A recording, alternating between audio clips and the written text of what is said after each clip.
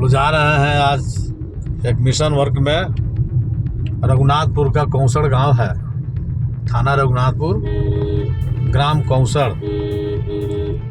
एक महिला का देहांत हुआ है, उनका श्रद्धार्पण सभा है।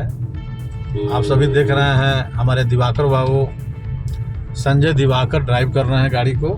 ये संजय बाबू हैं और पीछे जो हमारे बैठे हैं बौद्धाचार्य विमलेश बौद्ध जी। आप हमेशा देखते हैं मेरे साथ में उनका फ़ोटो निकलता है। ये जुगल जोड़ी जो है सो हमेशा साथ जा कर के धर्म का कार्य करती है।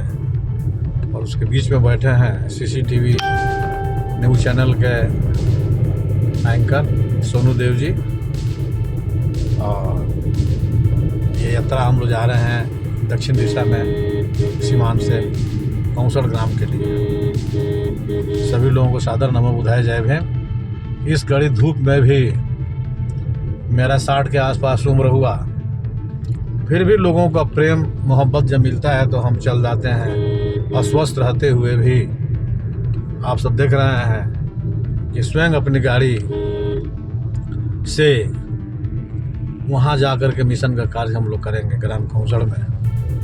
और वहाँ का मिशन कार्यक्रम होगा, फिर आपको फेसबुक के माध्यम से, यूट्यूब के माध्यम से, व्हाट्सएप के माध्यम से आपके पास जाएगा। भगवान बुद्ध की करुणा सभी पर बनी रहे, समाज टूटे नहीं जुटे रहे। आपसी मतभेद को हम लोग सब भुला करके एक माई बाप को बन करके बुद्धमय भारत के निर्माण के लिए कार्य करना चाहिए। सभी लोग अपने हैं, किसी से अगर भूल होती है, गलती होती है तो उसको माफ़ कर देना चाहिए। और हम लोगों का एकमात्र उद्देश्य है बाबा साहेब के मिशन को पूरा करना है, मानव कामसी राम के मिशन को पूरा करना है।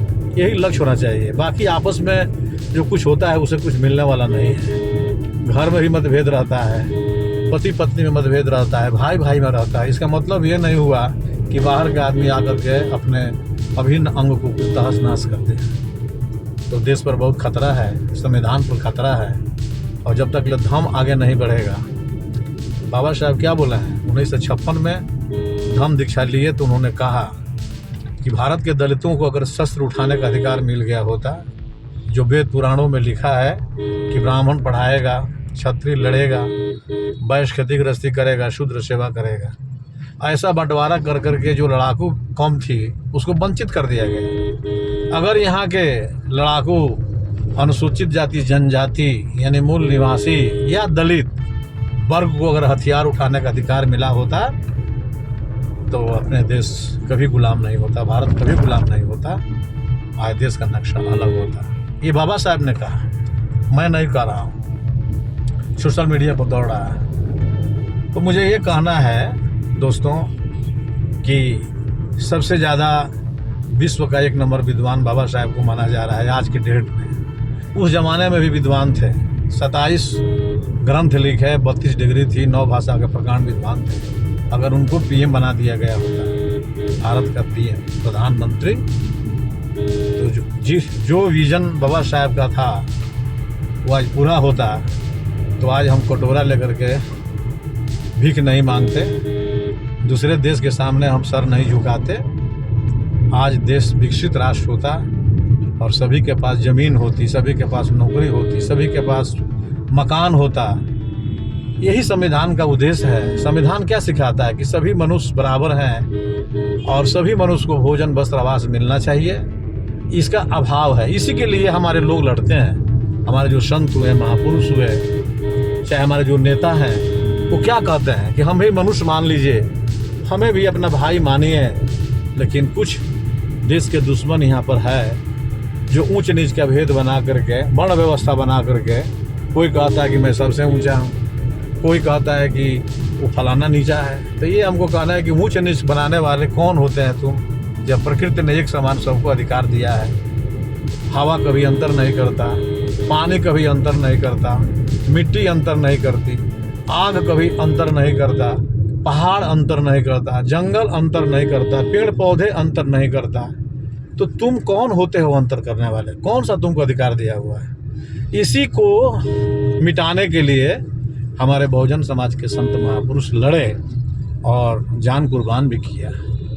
न जाने भारत को कब सूझबूझ आएगा, कब होश आएगा अगर हम सबको स्वीकार कर लेते हैं कि सभी लोग भाई हैं, सभी लोगों को जीने का अधिकार है, तो भारत से आतंकवाद, नफरत सब मिट जाएगा, ख़त्म हो जाएगा और सभी लोग आनंद के साथ जिएंगे। तो बौद्ध धर्म जो बाबा साहब ने अपनाया, भगवान बुद्ध का दिया हुआ, इसका मात्र एक ही उद्देश्य है कि बौद्ध धर्म का नारा है सबसे भाईचारा है।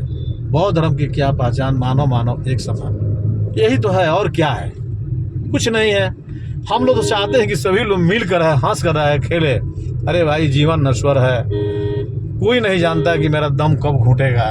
क्षणिक जिंदगी में पानी के बुलबुला के समान जिंदगी है, इसमें तुम क्यों घमंड करते हो भाई? ये घमंड करने से कुछ होने वाला नहीं है। राजा भी जई है, रानी भी जई है, साधु भी जई है, फकीर भी जई है, छोट भी जई है, बड़ भी जई है। सारा लोगों को जब जाना ही है मृत्युलोक में, हो संभालिए और सभी लोग मिल कर रहें। छोटी सी जिंदगी है, हंसते हुए बिताइए, नफरत मिटाइए। नफरत से किसी को कुछ आज तक नहीं मिला है। सभी लोगों को बहुत बहुत बधाई हो, धन्यवाद हो और भगवान बुद्ध की करुणा भारत ही नहीं पूरे विश्व पर पड़े और सभी मानव के कंठ कंठ में जा कर के ज्ञान की जो लहर है वो पैदा हो। और जब ज्ञान आ जाएगा सभी लोगों के मन में, घर में, समाज में, तो नफरत स्वयं मिट जाएगा।